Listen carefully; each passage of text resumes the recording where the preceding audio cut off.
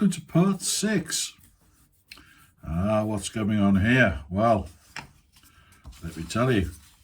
So, just put this away for a moment.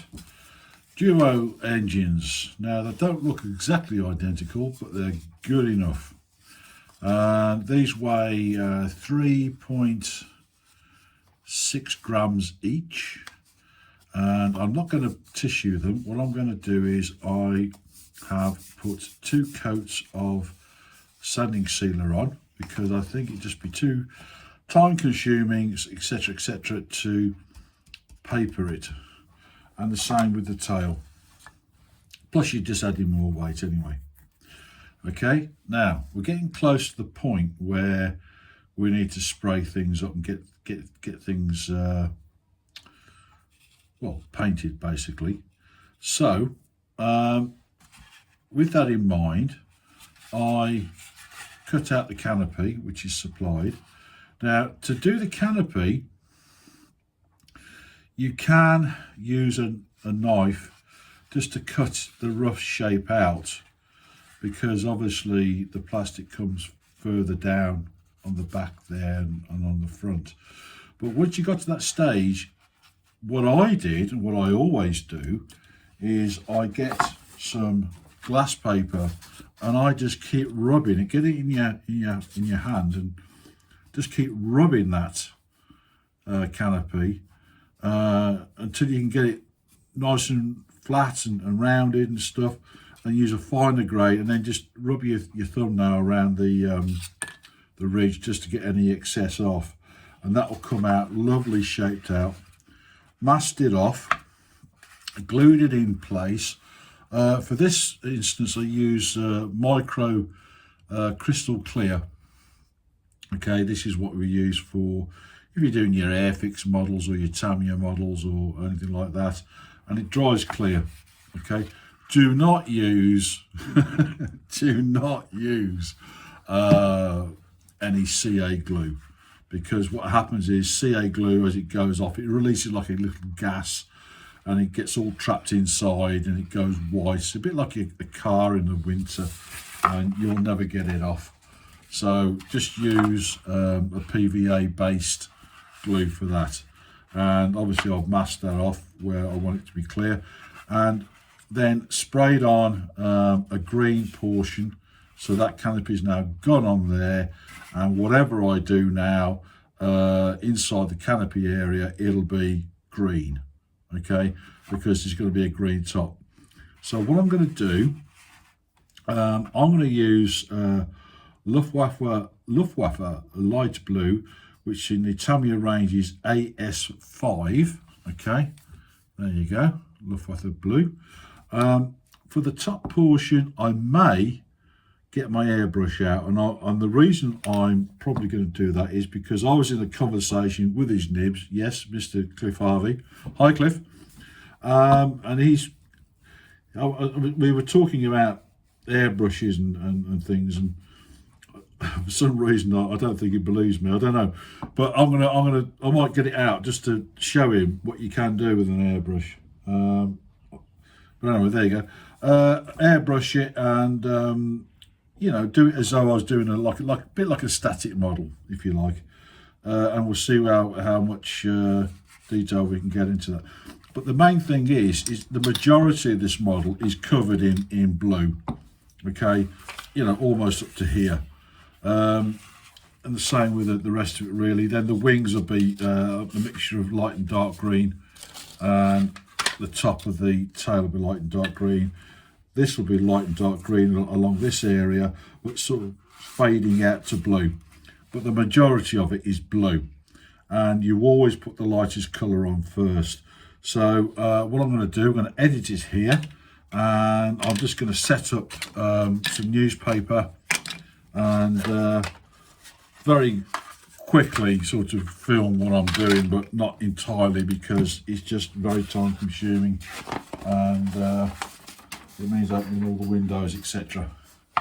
Okay, so I'll just edit it there. Right, we've got the newspaper out. So here's the wings, the bottom of the wing. I'm going to put these upright. Okay, let's move you around. Put these upright because when you spray you want to keep the can upright. They don't like to be tilted. Now there's not much left in this can, so I've got a spare can, so I don't know how much I'm going to get out of this. Shake it well. Right, there seems to be nothing. Oh, that's a good start, isn't it? All right, let's see if we can get this spare can. Now, there is some topical tips with these. Besides shaking the can, sometimes what I do is I put these in a pan of hot water, not boiling water, hot water, and this thins up the paint. Okay, let's have a bit of a shake beforehand. We'll just give it an extra one. Well, here we go.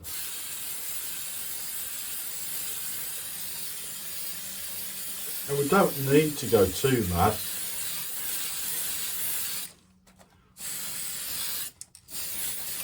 Okay, there we go.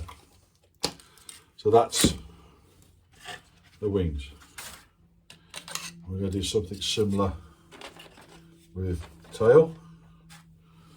Where's my can gone? There it is. Oop.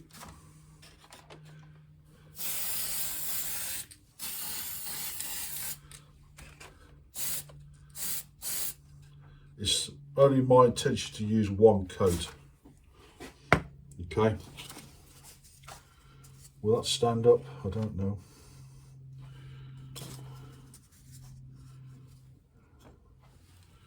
There we are.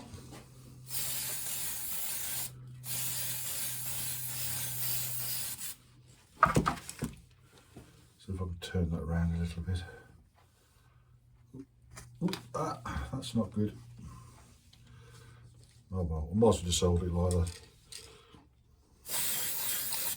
I've always liked to leave fingers anyway. And I can leave that way up, because that side don't matter. Yes, you're making a hash of this, aren't you? Yes, I am. Right. There you go. Because the other side's going to be green. All right, now, here we go.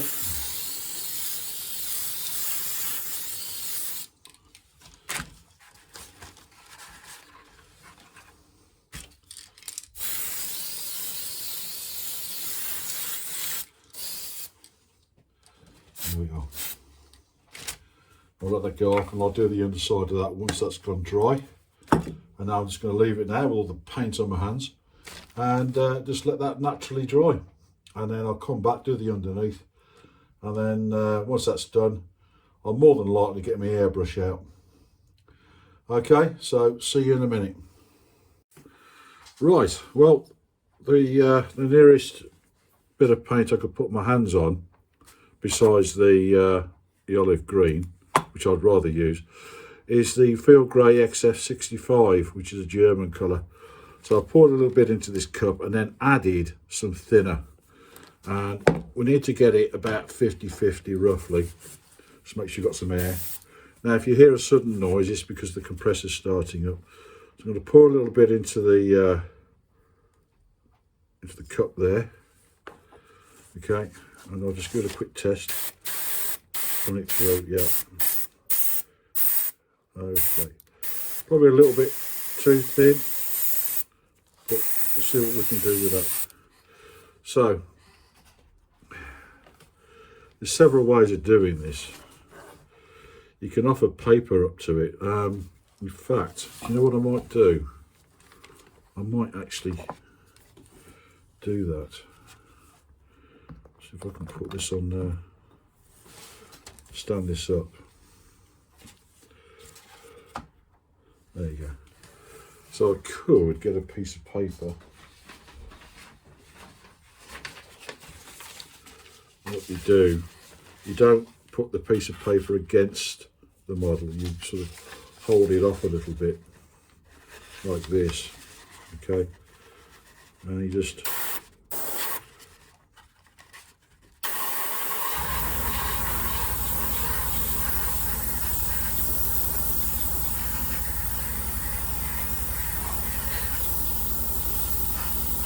because you're not looking for straight lines at this point.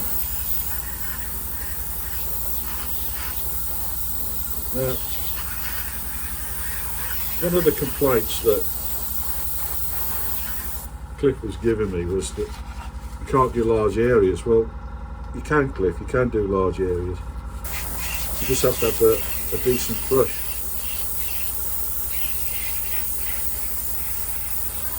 And what I'm going to do, I'm going to let that go off.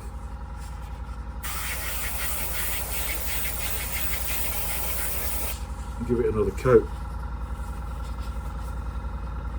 Let's just leave it there for a second. That's probably a bit too thin actually. It's coming out alright. It's coming out alright. So I'll let that go off, let the thinners evaporate, and I'll put a bit more paint in here and thicken it up a little bit. Right, so let's add a little extra paint on. Now look, put the dots on.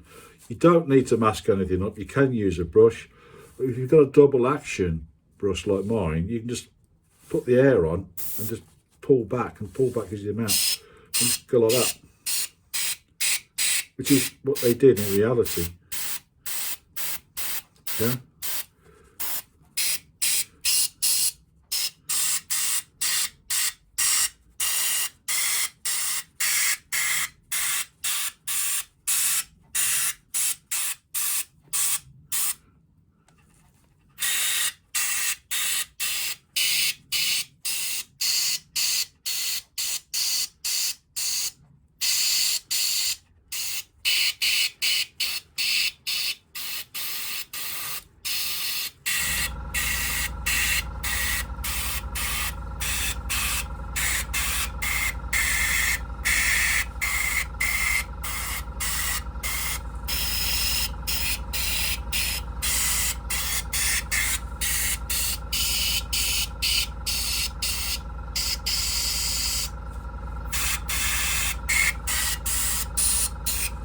There you go.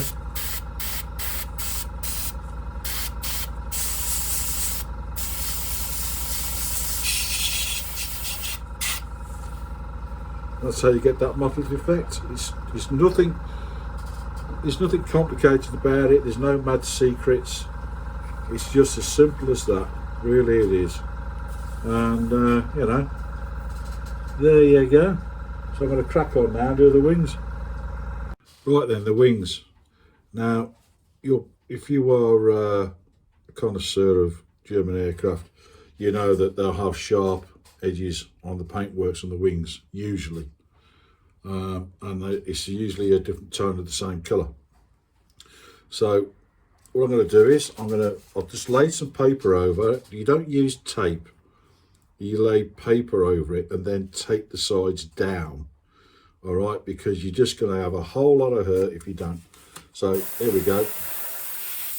Spray it on.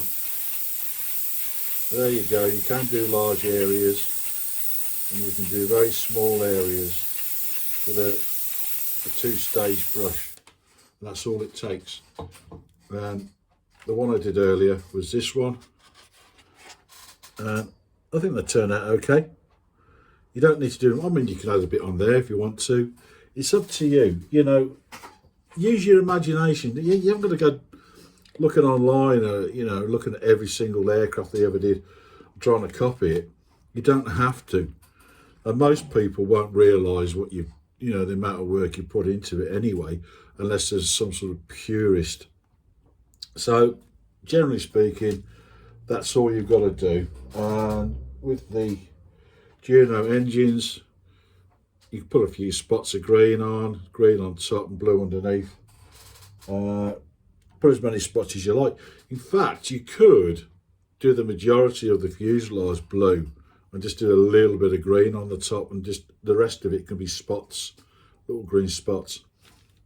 So there you go. So the only thing left to do now with the colour scheme and everything else is to put the decals on.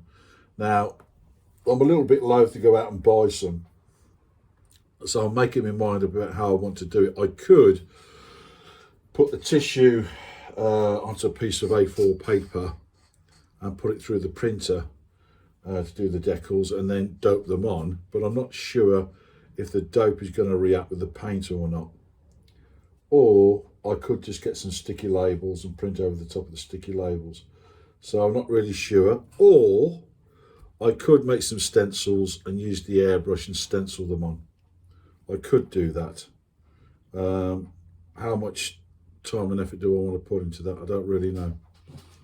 But anyway, I think that'll do for now. So I'll edit it there. That's the tail. There you go. And there's no great effort put into that. Everything's had one coat. You don't want to, because paint weighs, it actually weighs something, believe it or not. So you're adding weight to that model. And I'm trying to keep this around about 28 to 30 grams if I can. Okay, so that's what I'm aiming for, 28 to 30 grams. I'll be happy with that. But obviously, you know, you want to put some sort of details in, but it hasn't got to be, you know, competition details. You know, it's just got to look the part. So as I say, I'll edit it there, and I'll come straight back to you. Just before I go, cleaning your airbrush. It's important to keep your airbrush clean, and you'll see a lot of people faffing around and don't touch the needle and all that. Very quickly, you can get dedicated airbrush cleaner, carburetor cleaner, twice as good. It works brilliant. And all you got to do is just put a drop in the bowl like that, run it through like that. Okay, clean it out with some tissue like that. I've got a quick release on this because I use it a lot. Well, I used to use it a lot. And then what you do, go to the rear end, open that up, you'll see the needle there. Undo this here, be careful not to lose it. Pull out your needle and you'll see that it's got paint on it. Okay, put your carb cleaner on, wipe it over. That's all you got to do. Okay, and while that needle's out, that front nozzle, you can take the nozzle off if you want to. Oops, don't drop it, and you just give it a quick once over. Okay, but it's easy, it is important to keep your airbrush clean, I have to admit, because if you don't, you run into the risk of clogging it up. Okay, and just check your needles okay, nice and clean. Try to avoid touching the very tip of it if you can help it. But you know, I think this is a 0.2 needle. Pop that back in. Tighten up the clasp there. Put that in. And then just run some air through it, just to make sure there's nothing in there. No, there's nothing in there. So just look after your airbrush, and your airbrush will look after you. And some people take up the airbrush and can do some very excellent things with it. In actual fact, airbrushing is a lot easier than what you think it is. Don't be afraid to have a go. But I would say use a two-stage. So a two-stage is where if you push that down, the air comes out, and then you pull the button back for the amount of volume of paint that you want to bring out. So if you pull it fully back, you can do large areas with it. If you pull it back just a little bit, you can do very fine small areas with it. And it also depends on how far you push down on it as well. So having a quality airbrush is a good investment if you're going to take this hobby up over an extended period of time. And I would highly suggest get yourself a quick release, because then you can discard this and you can mix your paints up and put it in and flip it on. So there you go, that's the end of that, and I don't really know what I'm going to do next. See you in a short while. getting near the end now. So what I did was, in the end, I kind of cheated. I just downloaded some decals from Google, printed them off, put some glue on the back of them and stuck them straight on. So that's how I've done that in the end. I just didn't want to risk messing up the dope with putting the decals on, so I went for the safe option. So putting the tail on. Now, putting the tail on is pretty straightforward, except you've got to make absolutely sure that horizontal stabilizer is actually horizontal. And to do that, I've been using these rectangular spirit levels. I can't remember where I got them from, but I know I used to use them for work when I was on the tools. And what I did was I put that on there like that, showing that that's absolutely level, knowing that this is absolutely level also, and I just used it by eye to get the rudder straight, and that's all I really did about that. So that now is glued on. So I think we're getting to the final assembly now, and I think what I'll do is I'm using these blocks, which I've previously mentioned is 1 inch high, and the dihedral is 1 inch at the wingtip. So what I might do is put some slow setting glue on there, make sure it's all nicely in place, and then rest that on that block there, and keeping this close to the board, and that should be enough to do it. So that's exactly what I'm going to do, use a slow setting glue, maybe PVA, or actually, do you know the glue that came with it?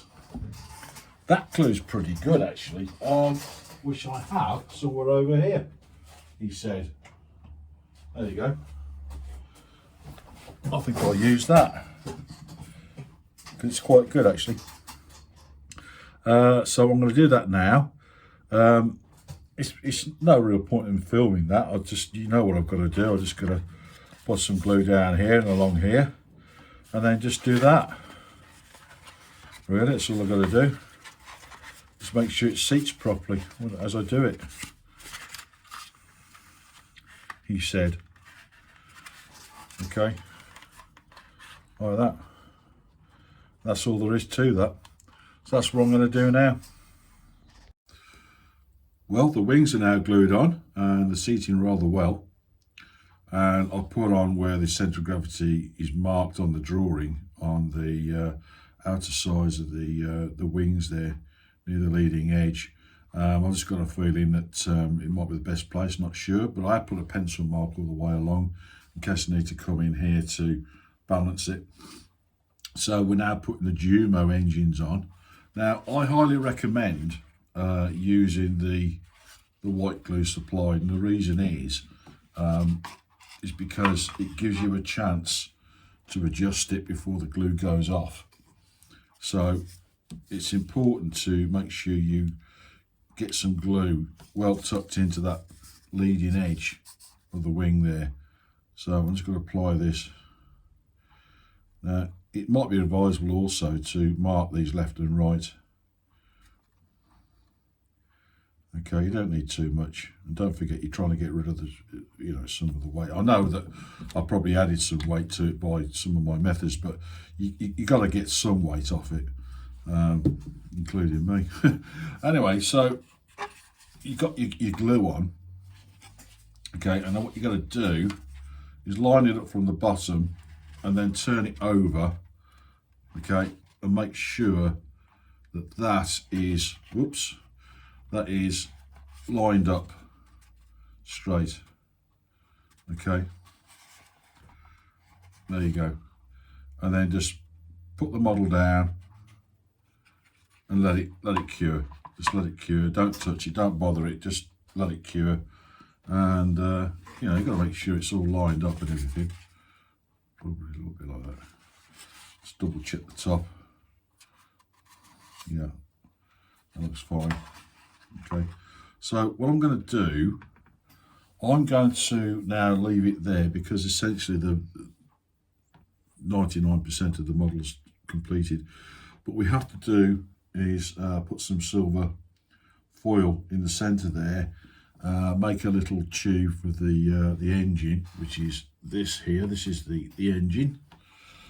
It's actually rocket fuel, but they call it an engine. And there is some extra things you need to buy for that, which I will reiterate in the next episode, which is rocket engine hooks. Now you can buy a selection here from 2 inch to 3, you know, there's 10 of them. So this is the selection there. So you know, you can put different motors in, and what they do, they stop the motor from falling out when you throw it. So I'm gonna mention that again in the next episode. So we're gonna hold it there, and I thank you very much for. Well, I hope you enjoyed it. I don't know why you would, but I hope you enjoyed it. And please hit the like and subscribe. Make a comment, even if it's only a daft comment. And I'll see you in the final part. Thank you for watching. Hit that like button. It's time to say goodbye.